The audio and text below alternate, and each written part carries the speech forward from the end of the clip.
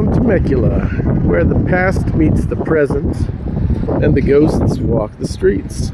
A lot of these buildings are new buildings, but this one isn't. This is one of the old original buildings, the Welty building, and it's one of the spots here in Old Town Temecula that is haunted.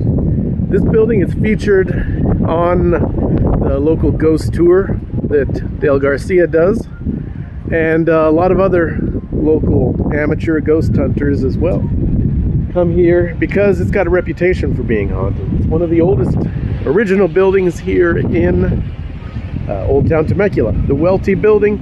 It's named after R.J. Welty and his wife Mary. They built it in the 1880s. It was a mercantile, a general store. So this is a real Old West building. It goes back to the Old West days. And over across the street behind me, you can see the new City Hall, which is one of these reconstructed buildings made in the style of the olden days. But right here, the Welty building, currently, it's got an olive oil shop in it. And folks say this building is haunted. Now, I went in there to chat with the folks who work there, and I met a couple of lovely young folks, Brad and Franny. She goes by Franny, but her given name is Frances, and that's important because she's the one who encountered the ghost in here. She said she was working one day in the middle of the day, nobody else was in the shop, and she heard her voice whispered real close to her. But it said her given name, and she said that's the strangest thing about it because nobody calls her that. Everyone calls her Franny, but on this day she heard Frances, her given name, whispered. She was all alone inside this building. Now what happened here? Well, this building saw a lot of drama. It was a saloon back in the day when that was illegal. It was, they called them blind pigs. In fact, they've got a fun little painting here on the door of a blind pig. Blind pig was a name for an illegal saloon, for a hush-hush saloon. Upstairs was a gym for boxers at one point, and so it's sort of fortuitous that it's called the Welty building, because there were some welters doing their boxing upstairs. But downstairs it was a brothel for some time also.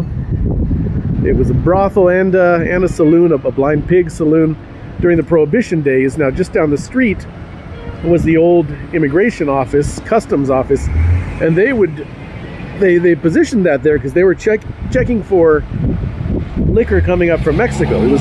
Alcohol was legal in Mexico while it was illegal here, so they were checking for clandestine booze. But this was the Wild West. We were pretty far out here, so the local sheriff, I think they talked him into it over a few drinks and talked him into sort of turning a blind eye to what was going on. But being a brothel, being a saloon, you know, those places see a lot of anguish, sometimes a lot of death. And in fact, 2 people died in here. I mean, you can see that on the plaque. Let's take a look at the plaque right up here on the door. So here's the older plaque, sort of rusty, about the Welty building. This gives us the names of the people who built it. R.J. and Mary Welty, built in the 1880s. Then it was named the Ramona Inn in 1902. Became a barbershop and a saloon. And right here we see Christmas Eve 1907. People died here. Constable Preston Van Swangen and Frederick Escalier. They were killed by Horace McGee. And over here there's a newer plaque about the Welty building as well. Here it explains what a blind pig is. That was a name for an illegal saloon. So apparently back in the day some Hollywood bigwigs would come here and drink.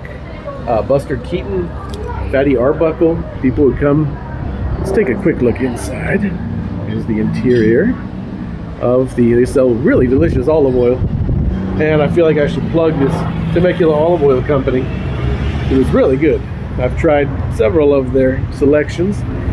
And so right here, this old West front porch, just like it was back in the day. And so the guy who killed those 2 people, he was drinking. They got into an argument. Tension started to escalate. Now, according to the ghost tour given by Dale Garcia, he says, I guess he did the research. He says at one point, Mr. McGee, he got really pissed off at the others and he said, well, you can kiss my ass. And he pulled his drawers down and exposed his bare behind. One of the other men was smoking a cigar, and he put the cigar out on McGee's bare butt cheek. And so McGee got pissed off, and he went down to a pawn shop. He picked up a gun, came back and shot the two men.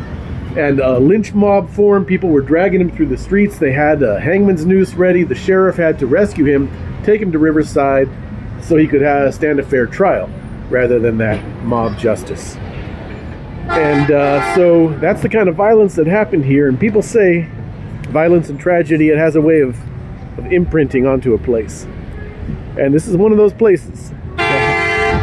Chill out, bro. See, look, people just come through. They feel the aggression of Mr. McGee. They pick up on it. Or maybe it's just a coincidence. The haunted Welty building here in Old Town Temecula.